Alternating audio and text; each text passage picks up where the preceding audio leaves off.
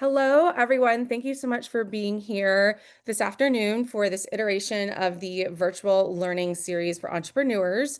This is hosted by the Emory Entrepreneur Network. And today we have Brian Goebel with us. He is with the Goizueta's Business Society Institute here at Emory. And our moderator today is Garrett Dallas. And he is one of our Emory Entrepreneur board members and an '06 BBA. So, Garrett, I will pass it over to you to introduce more about Brian. Thank you, Lindsay. Good morning or afternoon for everybody. We're excited today to be joined by Brian Goebel, Managing Director of Goizueta's Business and Society Institute. The Institute is a research center within Emory University's Goizueta Business School that works to address the complex challenges confronting people and the planet through academic discovery and purposeful action. Brian leads the Institute's growing portfolio of activities focused on climate smart and inclusive economies. He's also a lecturer in organization and management, teaching BBA and MBA courses focused on philanthropy, social impact management, and certified B Corps. Brian facilitates design thinking and other immersive learning experiences centered on social innovation. Before joining Goizueta's Business School, Brian worked in both the private and nonprofit sectors as a management consultant at Deloitte and as a community builder at the United Way of Greater Atlanta. He holds an MBA from Goizueta and a BA in sociology with a minor in global environmental change from the University of Michigan. Brian has also founded several social impact ventures and initiatives focused on small business development, housing access, and disaster recovery services. Please join me in welcoming Brian. If you have any comments or questions throughout the presentation, feel free to put them in chat, and I will facilitate that interaction with Brian on behalf of the folks that are asking questions. Thank you. Fantastic. Well, thank you so much, Garrett. Thank you, Lindsay. And thank you to the Emory Entrepreneur Network. It's always a pleasure getting in front of our alumni, but particularly our alumni that are bringing their social innovation concepts and new business ideas. So really excited to be here with y'all.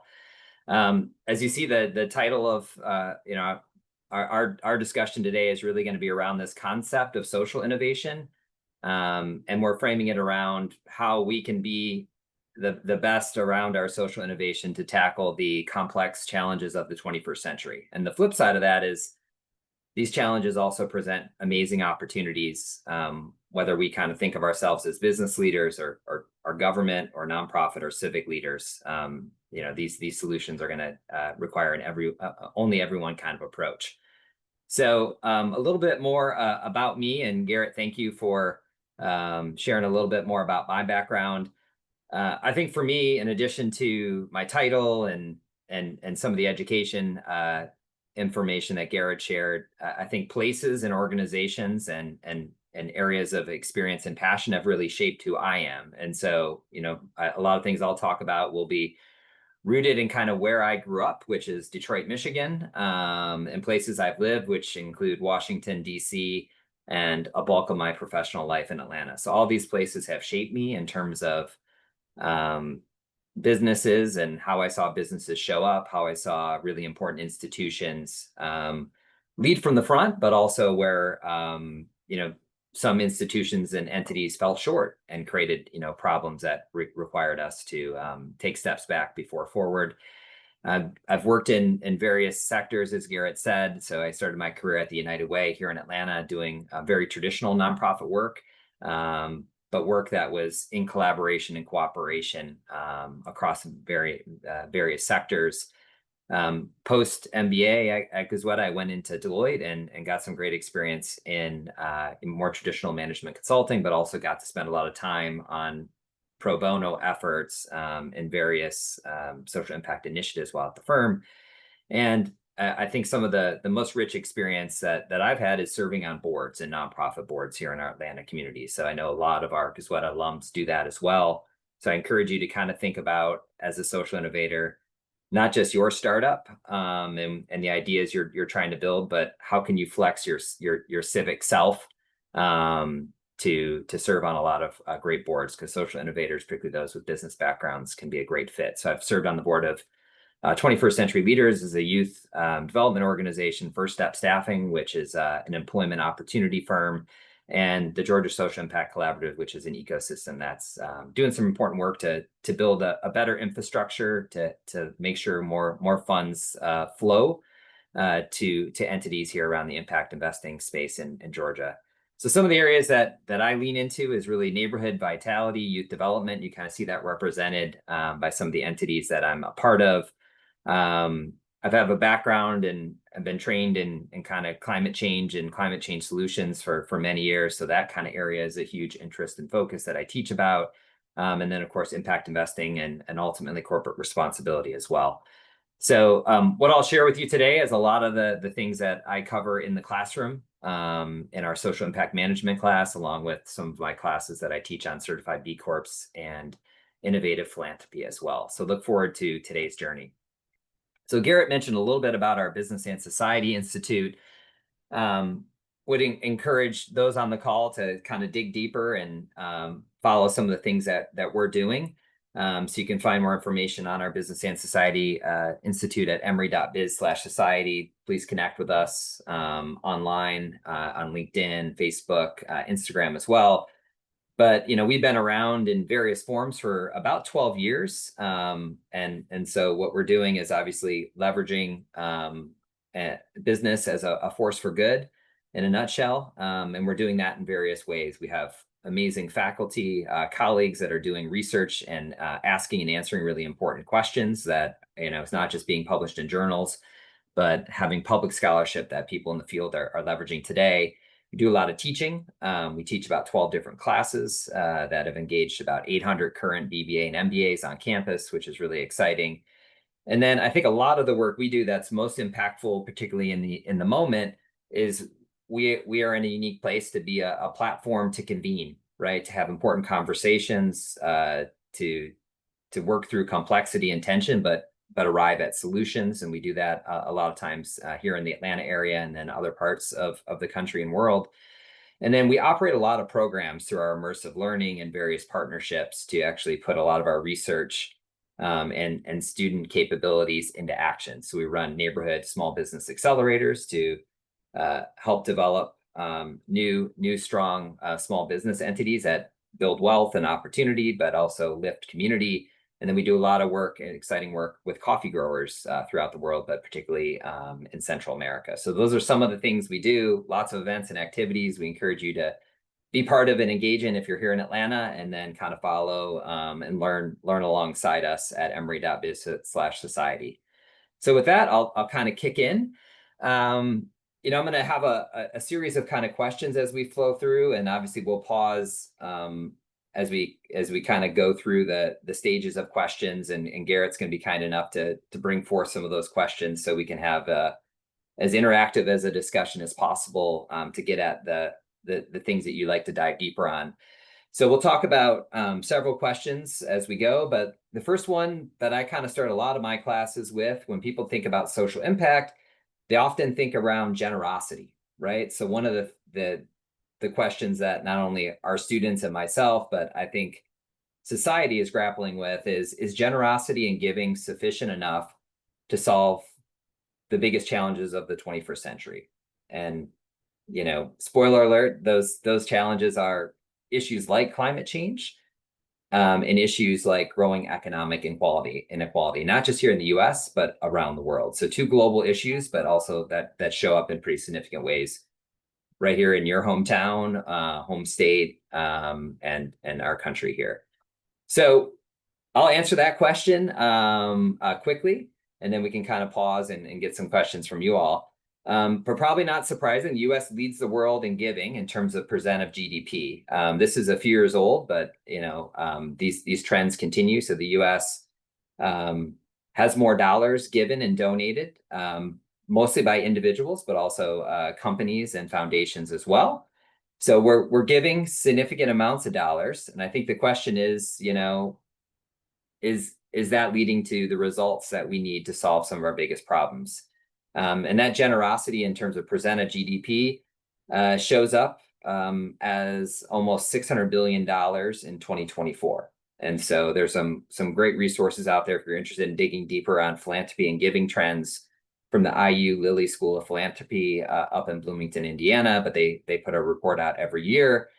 So, the good news is giving has been going up year over year. Sometimes has gone flat or some small dips, but since 2000, it's been pretty much climbing. But the ultimate question is that philanthropy in itself enough to really tackle some of the challenges in terms of how do we create a climate smart society, and how do we create an equitable economy where all can prosper, right? And some of you may know and know the name and face here. Darren Walker has led the Ford Foundation for many years. He's recently moved on from the Ford Foundation, but he had a pretty influential op-ed back in 2015 that we leverage in our class to kind of frame out the debate around this question. And what Darren would challenge us to say is philanthropy is necessary, but not sufficient. And so he would kind of speak to some of the issues that are systematic and the scale at which we need investment of not just financial capital, but social capital require us to kind of go beyond philanthropy. So my answer to the first question is generosity is really important, but in order to tackle the complex and large scale challenges that we face today, it's really a yes and. We need to really continue to be generous, but we need to think about different ways of solving problems where our government, our citizens and their volunteerism and civic action, along with amazing for-profit entities and new social enterprises, all are part of this effort, as it's going to take only everyone, like I said, to solve some of these challenges. So why don't I pause there, Garrett, and see if there's any questions from the group when it comes to philanthropy, the generosity that we have in our country historically, and this concept that it might not be enough to get us over that finish line in solving some of our bigger issues in today's world.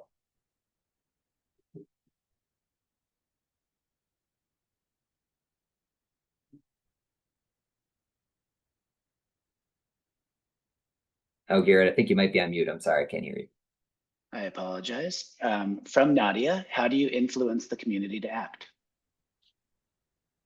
Yeah, and I think that's a great question. I appreciate that from Nadia. And I think what we'll talk about is probably as we explore some of the next steps or some of the next questions about how we need to kind of enact a broader base set of solution across sectors. I think hopefully we'll explore some of those motivations and activities. So that's a great foreshadowing for what's next. So I'll probably hopefully answer that in the next few minutes. Any other questions? Yes, the questions are rolling in now. So I'm going to go one at a time, Brian. Sure. There are two. How do you suggest that smaller nonprofits tap into philanthropic giving? Great. Yeah, I'm going to tap into that a little bit. I think part of it is understanding the traditions that motivate giving in our country historically. And then secondly, kind of reframing around solutions and value prop and how nonprofits can not only seek out donations and generosity, but some revenues that they can create through fees for services. So we'll talk about that shortly. The next question is, how involved is the BSI in local and federal policy development, and do courses focus on policy at all? Yeah, so yeah, some of the topics around the institute. We have some classes that actually talk about companies and policies. So we do have an elective in that place and space. And then I do think, as you'll see, we talk about this spectrum of social impact that really crosses boundaries and crosses sectors. And so policy is kind of this third leg of a stool, right? There's the nonprofit sector, the for-profit sector, and government sector, and obviously there's important policies that shape markets, but policies that help to create the necessary funding, particularly around addressing issues like climate inequity. So hopefully we'll have a chance to explore a little bit of that and the nuance and tension in that space and place. Thank you. The last open one right now, and I think this is really good, folks, because this is helping to set the cadence and dialogue going forward. So, Brian knows what to focus on. But the last question is sort of around a curiosity about how the stats in the United States may differ or relate to other countries. That's also something that I was personally curious about. As well as then sort of the necessary but not sufficient aspect of it in other countries versus the US, like sort of tactics and strategy. I had the same question myself. Yeah, no, these are fantastic. So thank you all for helping to shape kind of where we go next with our time with a lot of those questions. But yeah, just kind of focusing back on this slide in terms of percent of GDP. There's some nuance here, but I think a lot of folks that have deep expertise kind of in giving and policy and kind of looking at the US and comparing it to other countries. One will speak to the tax structure that we have set up in the United States to incentivize giving. In many ways, that is unique and uniquely American.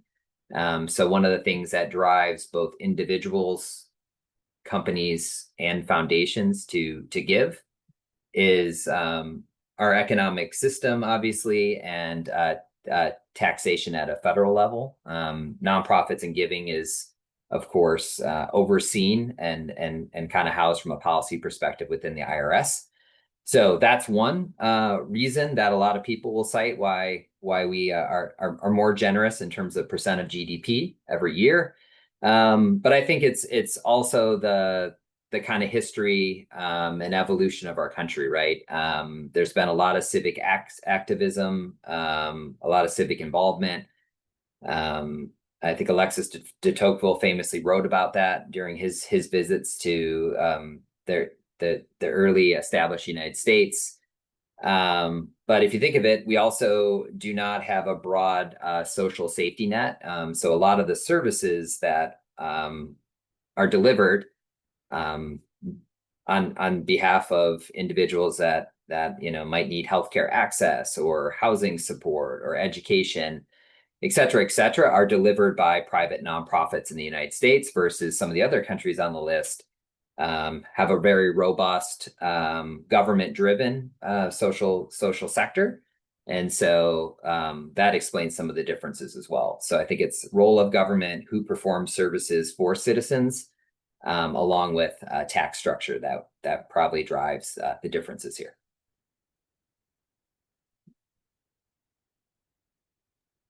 All right, so why don't I continue and jump into kind of our next question, right? And this really builds upon generosity, and you could kind of hear me kind of hinting, and I lean towards probably what Darren Walker hints at, is that generosity alone isn't enough to kind of solve some of our problems. So we really need to think about moving from generosity to justice and systems change, right? So some of the bigger amounts of both financial capital that need to be unlocked, but also how do we kind of change how we look at social capital and other actions in terms of driving change forward. But I think we can really look at our traditions, right? Our traditions around giving, our traditions around volunteerism, our traditions around community, which really kind of show up in motivations historically for giving. And these are more focused in the US. So Elizabeth Lynn and Susan Wisely, who work closely with IU and that group that kind of studies philanthropy, has really defined these 5 traditions historically around philanthropy. And I think these are kind of rooted in the past, but I will say from a social innovation standpoint, we talk about them because they've been with us for a really long time, and a lot of the innovations come and go and build upon each other, but they're kind of still rooted in these kind of principles in terms of what motivates people to give, take action, and what kind of results they like to see in terms of social or environmental impact. So I always kind of put these out there, and then these also can help organizations, whether you're a for-profit or nonprofit, kind of design strategies, approaches, storytelling to really tap into that value prop and the motivation that you see as most powerful or significant to the stakeholders that you want to activate. So the first one I think is the most simple one, the one that we see a lot of, and I will say all of these are important, and they're all very active in today's world. But philanthropy as relief, right? This is built in the principle of compassion, and it's all about the important need to alleviate human suffering. So when we see someone in need, we reach out, we provide support, and a lot of times, we see this in terms of nonprofits around food drives in our community, et cetera, et cetera. But we've also seen some amazing innovations in this space with organizations like Give Directly, right, or GoFundMe, in terms of how do we leverage technology to connect more people that don't know each other, that want to leverage generosity for neighbors or people they don't know, right? And you could even say even some of the Kiva platforms and things like that were built on that. This concept of philanthropy as an improvement, right? This is this rooted motivation about progress and helping our society progress. And so this is about maximizing human potential, right? And so a lot of this is where you see donors and other entities really, really focused on education and mobility, right? So how do we provide opportunity and education to help people really climb the ladder, to move up in terms of economic mobility? And so a lot of this is rooted in some of the early days of U.S. philanthropy and kind of the world of work that Andrew Carnegie helped to inspire, right? Andrew Carnegie built libraries because he felt that people needed access to books. And if they had free access to books, they would learn more and kind of improve their situation in life. So philanthropy as improvement is something that's being leveraged by lots of entities today. It's still a very important strategy. There's a concept of philanthropy as social reform. I think we've seen this kind of come and go in terms of its popularity or significance at various times in U.S. history. But kind of think about the 1960s was a time where a lot of philanthropic efforts were really funding and supporting the civil rights movement or various movements in that place and space around the environment and environmental standards and regulations. So it's all about creating more opportunities for like leadership and catalyzing change, and it's really focused on, I think, getting at some of the root causes and social change. And a lot of this will influence more of a policy perspective for those that were asking about policy. I would say probably since 1995 and later, there has been a lot more focused efforts on social innovation in the civic engagement space. So this principle of how do we create as many opportunities to really get people together, whether that's in real life or through technology platforms, to be more participatory, more connected, right? And the concept and theory of change is if people can be more connected, particularly those that are closer and more proximate to challenges, better solutions can be brought forth, right? That share voice, share power, and really build community. And I always say the last one that has been, talked about a lot in the last 5 years is really this concept of philanthropy as repair, right? How do we leverage philanthropy as an opportunity to heal and restore? And so some of this is focused on peoples and communities. So and really important peace and justice work that happens not only here in the U.S. but globally. But kind of think about environmental work that's really focused on repairing places, right? Renewing places that may have been clear-cut forests, right? Or pollution has impacted drastically. So you can kind of think of the work of a B Corporation that we talk about in class a lot in this concept of repair would be Patagonia, right? Their mission is to save the home planet, and they feel like every profit dollar they make is going into repairing and also protecting our home planet. So all of these are historically philanthropic, right? And all about generosity, but I will kind of challenge us to kind of use these frames as something we can kind of think about as we come up with the next social innovation. So that could be in a for-profit mode. It could be in a special initiative. It could be how do we use technology that's really driven and built on the motivations of individuals? Because behind the dollars are interests, passions, and motivations. So how we tell our stories, what kind of data we produce, what kind of outcomes we seek, are really rooted in these traditions as well. So sometimes we look to the future, but we can learn a lot from the past. So I just wanted to kind of frame us around that because we find that to be very helpful with some of the social innovators we work with and our students in our classroom. So I'll pause here around these traditions, but hopefully this gave some insight to some of the questions we heard earlier today.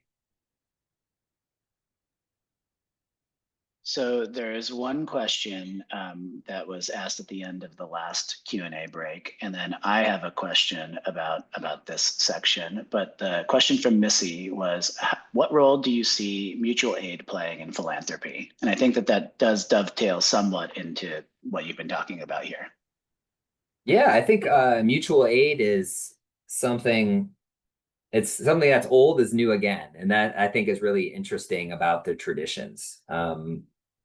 And I think it gets back to there's different innovations around them, but the principles remain true. So I think what I've seen around mutual aid is it's definitely rooted in a philanthropy as relief concept around compassion, right? And eliminating human suffering.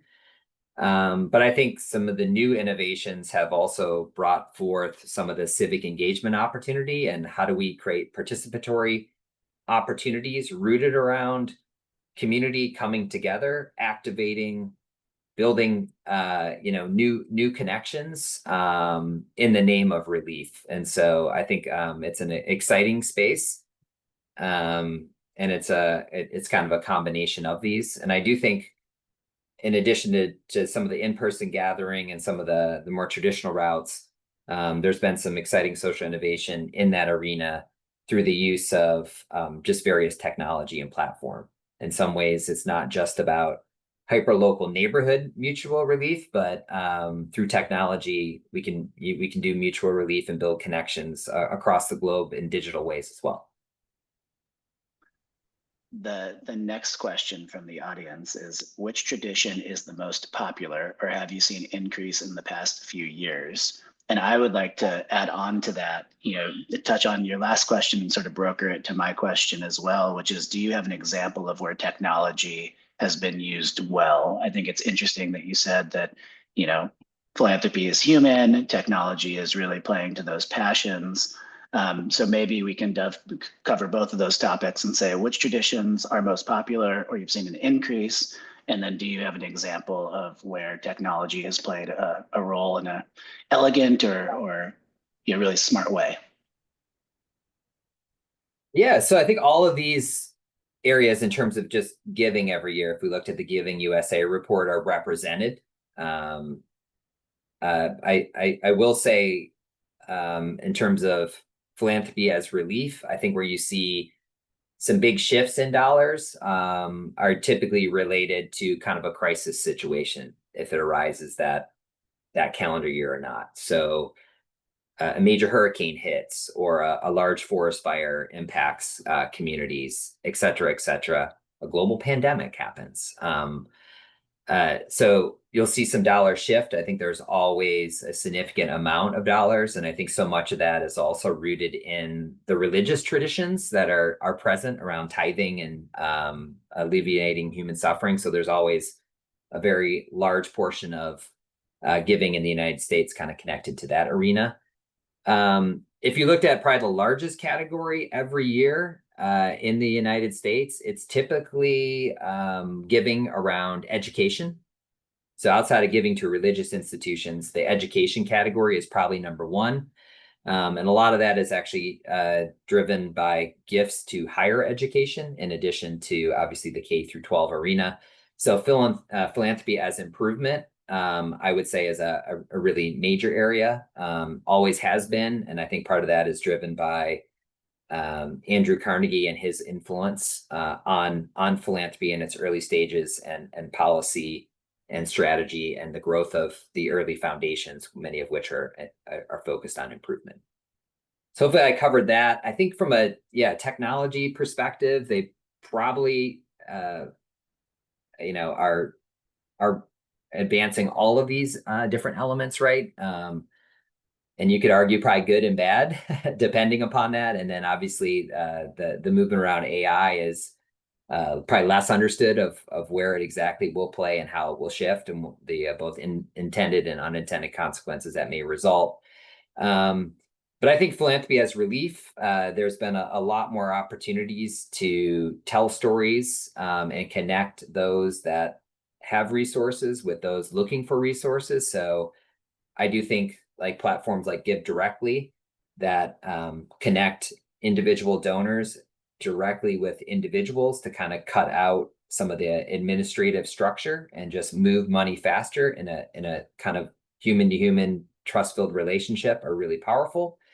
And then I know many of our students, leverage a platform, known as GoFundMe. We all kind of know it. And there's a lot of different things funded. There's more traditional nonprofit efforts, bootstrapping efforts around social enterprises, all that stuff. There's also, stories of human suffering that people need help with as they recover from accidents or experience a tragedy in their family. So I think some of those tools have been leveraged really effectively. And I think the other thing is like technology is changing how giving happens. I know a lot of our students, particularly our undergrad students, the Gen Z generation, may not make as many official donations where they get a receipt and they report to the IRS. And a lot of that is just because of kind of the systems and technology in which they give to other people, right? Through various social media kind of campaigns and technological driven gifts. But even in the way they purchase or give money at the cash register or purchase a product that they know is made by individuals that make living wages, et cetera, et cetera. So that's where I think some of the innovations that I'll talk about next in terms of going beyond giving and traditional nonprofit to unlocking kind of markets and for-profit business approaches that value people and planet in addition to profit. But great question so far, Garrett. Thank you. That is all we have at the moment, so we can continue. Thank you, Brian. Yeah. So how can we approach social impact differently? This is a big question that I think a lot of folks are wrestling with. And so a couple of things that we talk about a lot in class, and this really leans into what Darren Walker in his op-ed speaks about is we need to bring a more of a systems context to this world of work, right? And a lot of people argue philanthropy as relief kind of ignores the systematic root issues, right? So we still need to meet people where they are. We need to alleviate human suffering in the moment. It's really critical, but it's a yes and, right? We need to figure out why are people constantly and consistently in that place where relief is necessary? How do we kind of get beyond kind of what is visible, events, things that are in the news, stories that are in front of us, to that deeper level of understanding systematic structural issues that make relief something that's really needed every day. And then even deeper, what are some of the mental models that we need to unpack and understand around beliefs and assumptions that kind of keep and hold problems in place? So we talk about this a lot in class as we think about social innovation, regardless of for-profit or nonprofit or sector approach. We need to really have a better understanding around systems context, right? And a lot of that systems work is really hard. It's nuanced. And it's really kind of rooted in a lot of infrastructure work that can be at times really hard to fund, right? It's a lot easier to count how many meals you handed out at a soup kitchen. It's really hard to count the impact you're making when you're working on systems change that might be really complex as you build better ecosystems, put new measurements in place, shape policy over a 10 or 15, 20-year horizon, et cetera, et cetera. So that's one thing that as social innovators, we're challenging people to think a little bit differently in terms of their skill set and approach.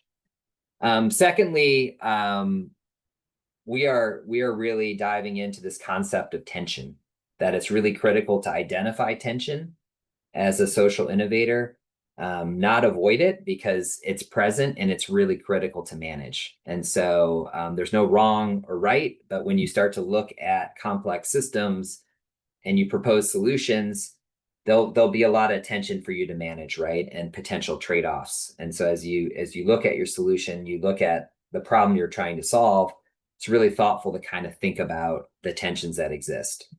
Do you want to move fast or do you want to move slow? Would folks kind of see your idea as high risk versus a safe bet? Are you really focused on the short term or the long term?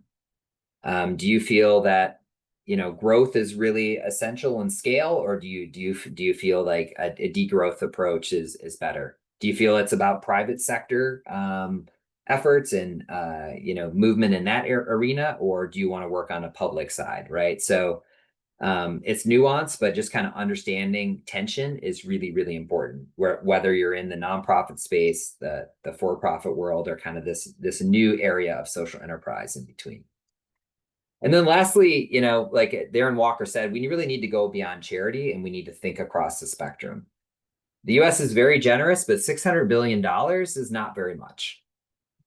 If you look at larger capital markets and you look at annual revenues and even, frankly, procurement activities of large companies, but even if we add up a lot of the smaller businesses, we're going to see a lot more impact in dollars, but also social capital that could be put forth to solving some of the 21st century problems we talked about, right? So we're challenging our students to kind of think about not just both ends of that spectrum, traditional charity and the traditional kind of for-profit entity, but really think about those areas in the middle, right?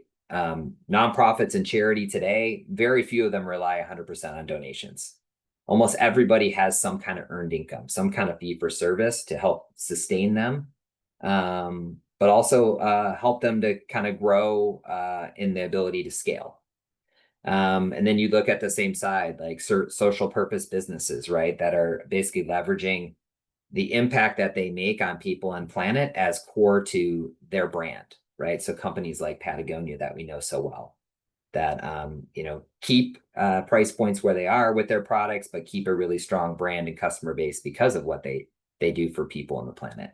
And then this concept of social enterprises, right? They could be nonprofits or for-profits, but they're typically operating in a bit more of a market structure where they are seeking out investment, right? Equity or debt is definitely occurring, but they also are operating more traditional kind of business models that you used to see more in the for-profit space. So, and then at the bottom of this is government. I think someone asked earlier about policy. Policy really matters. And when I say government, not just thinking about federal, but think about the state and the local policy that is needed to help all these organizations collaborate, cooperate, and work towards common goals.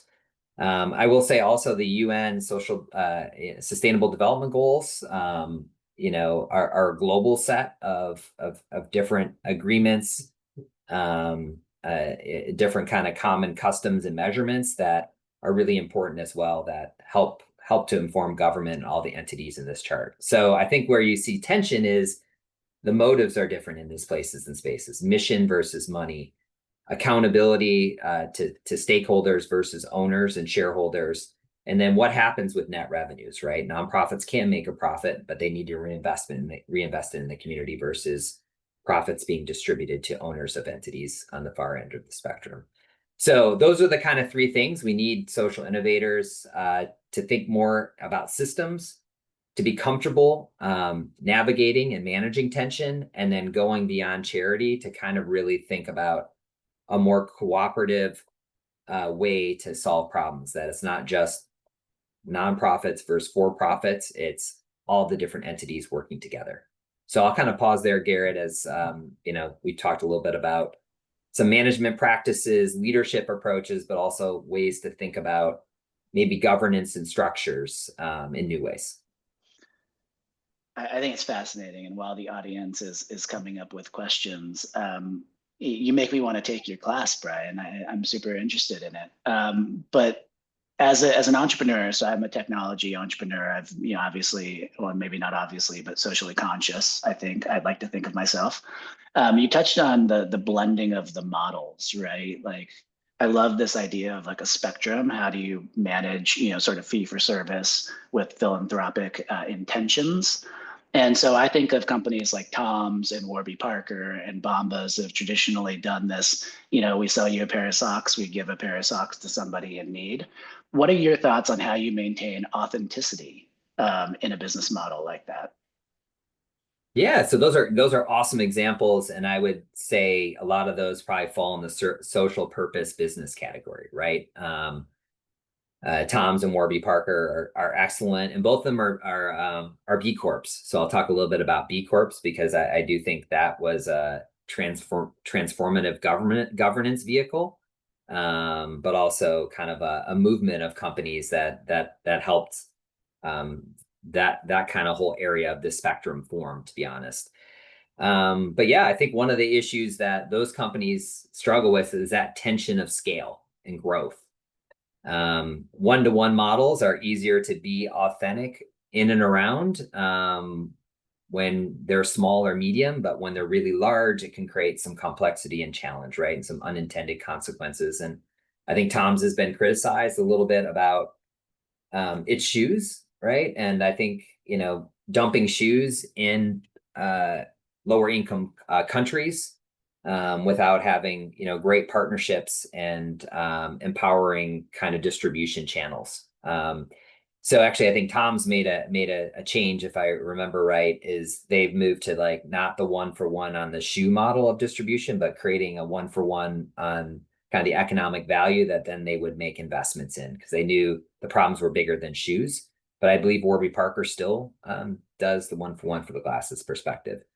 So I think that's perfect. We'll talk a little bit about B Corps, Garrett, because I think this will be the new entities, and we'll talk a little bit about the norming and storming and forming of this kind of a new type of social innovation, social purpose entity. And so much of that is really rooted in this concept of moving from a shareholder capitalism perspective to a perspective around stakeholder capitalism as a term that some people might not be familiar with. So I'll quickly jump into this just to ensure we can cover content and keep going. So let's move across that spectrum into the for-profit arena here. So business has been reimagining its purpose in the last 50 years. I would say particularly since the financial downturn of 2009 and 10 and 11. But major entities like the Business Roundtable, which is a industry group that has all the biggest Fortune 100 CEOs in America as part of it. In 2019, they talked about the importance of businesses having a purpose beyond profit, right? And really leaning into the concept of, in addition to dollars, businesses must serve communities and workers and other key stakeholders. And then BlackRock came out in a similar time, and actually Larry Fink, who's the head of BlackRock, which is the biggest investor in the United States, had a similar kind of tone saying, companies must ask themselves these really important questions, that it's not just enough to be profitable, but how are you creating either less harm or a positive impact? So there's been a lot of momentum in this place and space for many years. And it's not a surprise kind of why that's happening, because there's a need to work to restore optimism and trust here in the United States, but globally as well. So one of the tools that we look at a lot within our institute, but also talk about in our class, is Edelman's Trust Barometer. And it comes out every year. It's a really reputable survey. But one of the things that I think is interesting to look at is whether that's the US or globally, there is a massive drop in optimism that people have. So only 36% of respondents in the most recent Edelman Trust Barometer believe that things will be better for the next generation in developed countries than it is today. And that's kind of a scary thing because the American dream and a lot of the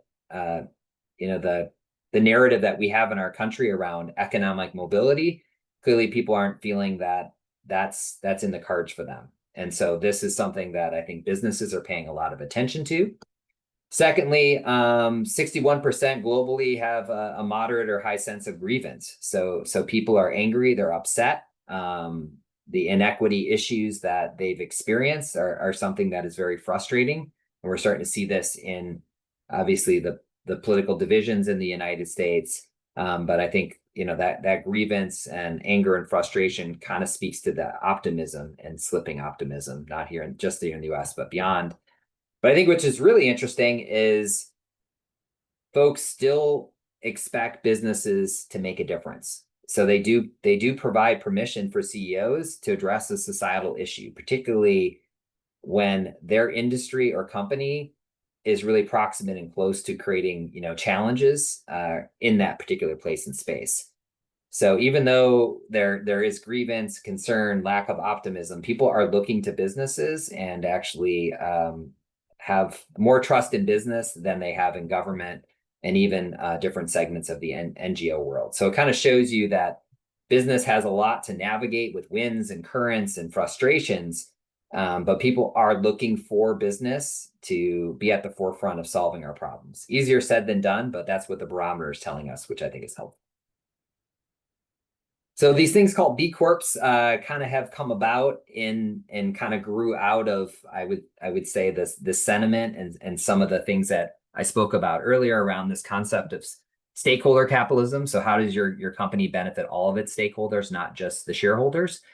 And so 2006 and 7, this concept called benefit corporations really started to take place. 3 founders came together. They started a shoe company. They were entrepreneurs, and they started a sneaker company called And One, for those that might remember. And And One was really successful, had huge growth. But what ended up happening is they took on outside investment and all the things that made their company special in terms of its culture, but also its values in terms of where it made its products and how well they paid its workers, including those manufacturers.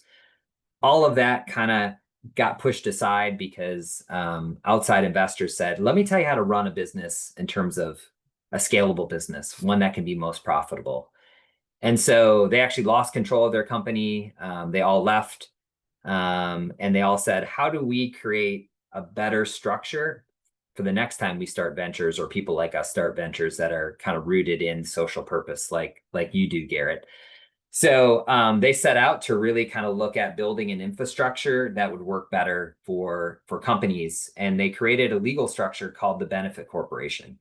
And they went state by state, and now within 47 states here in the United States and a lot of different countries around the world, instead of just filing and starting a company as an LLC or an S Corp, you can actually file as a benefit corporation. And within your articles of incorporation, with the DNA of your company, you can state that the purpose of your company is to make profits, but also serve stakeholders, people and planet in a positive fashion. So that provided a really important legal context that protects companies from hostile takeovers and other challenges that might occur if they ever grow and go public.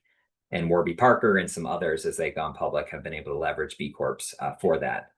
So it started really small, as you see here, but the B Corp movement has picked up some steam and growth. And so certified B Corps are kind of a new kind of business, like I mentioned, that have legal governance structures. And of course, the gold standard is having the opportunity to do that in the state of Delaware, which they have established for many years. So kind of think about a LEED certification or a fair trade certification that's on a building, right? Or on one of your products. The concept around a B Corp is, how are you certified by a third party to be responsible to all of your stakeholders? So it's kind of a gold standard, not just for one product that you sell, but your entire operation. It's really ESG in action. Are you a good company? And if you are, show me the receipts and you'll be audited. And if you go through this rigorous process, we're happy to welcome you into the B Corp community. So a lot of the companies that you see here, like Ben and Jerry's, Patagonia, Warby Parker, are ones that you might be familiar with, along with like, products you see on shelves like consumer goods like Seventh Generation, etc. So it's been a pretty exciting space. So what does it take to be a B Corp? Because I know we're short on time. Um, it takes a certain element of public transparency and reporting, right? In addition to the certification process and third-party auditing you go through, and then you have legal accountability. So within your official documents, articles of incorporation, you actually are a benefit corporation, which is exciting. So what I think the B Corp movement has done, and what B Lab, which is the nonprofit that oversees the standards and the certification process, they've really kind of created a common standard and understanding for what stakeholder capitalism can look like in terms of operations. So they defined what what that looks like for your workers, what that looks like for community, what that looks like for environment and customers and governance. And so they actually have a tool that you can go through to actually report and score. And it's adjusted for your industry and size of company. But what it's created is it's going beyond talk and values to actually true standards that you will see in your HR manual, or you would see in your practices about how you procure, what you report, how much water and energy you use, et cetera, et cetera. So it's an important standard, because without standards, it's really hard to kind of trust and verify who's authentic and who's not. So one company that I feature a lot in class, and I know we're probably short on time, but I would encourage everyone to check out, is Grayston Bakery. So I think Grayston's really unique. They're one of the first B Corps. I think they're the first one ever established in the state of New York. And they really are focused on baking brownies. But the secret to them is the only reason they bake brownies is to employ people with barriers in the local Yonkers, New York community, to get them access to really good jobs. And so this has been around long before B Corps existed. It started in the 1970s and early 1980s.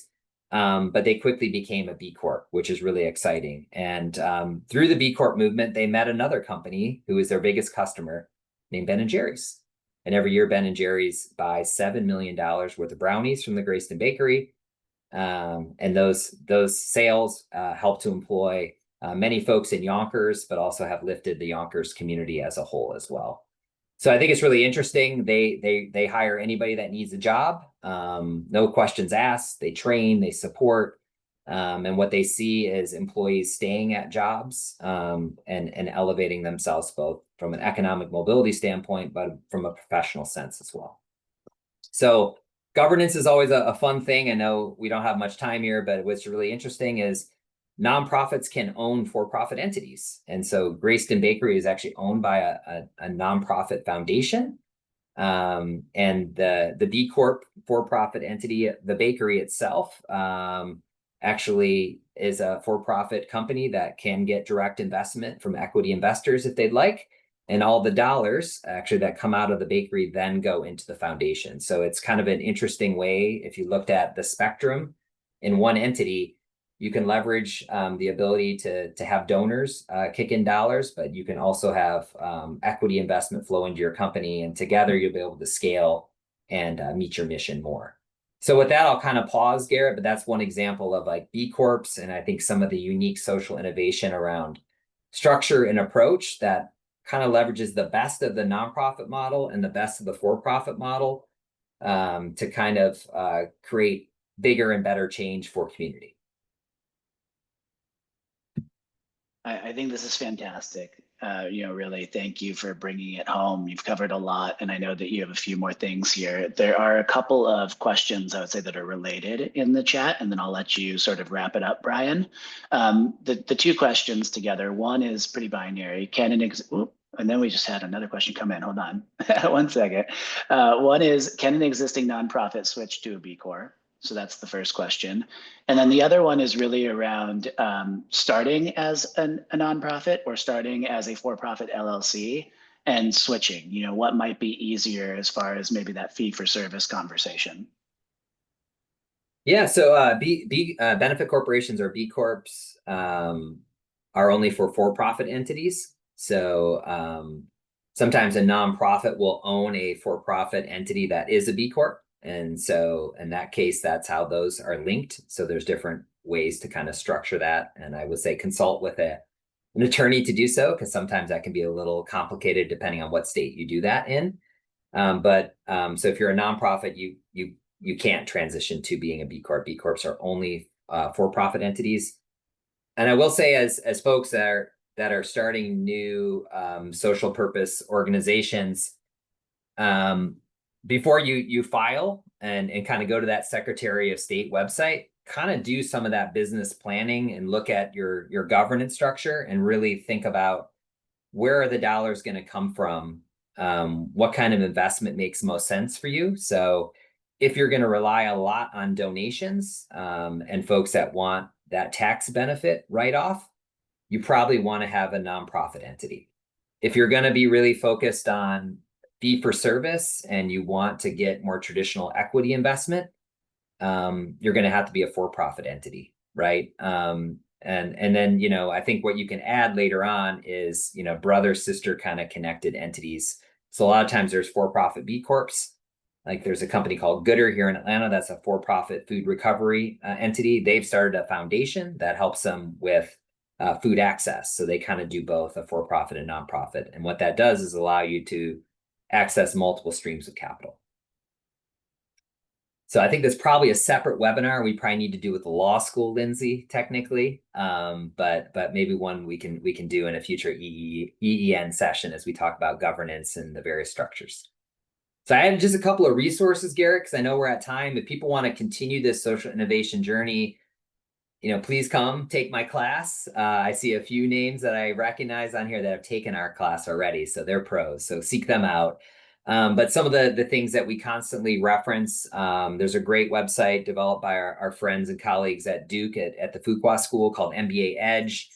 If you want to learn about all these topics around social innovation, around climate change, around really innovative concepts and ideas, check out the MBA Edge site. They have a lot of primers that are really helpful as you start to explore.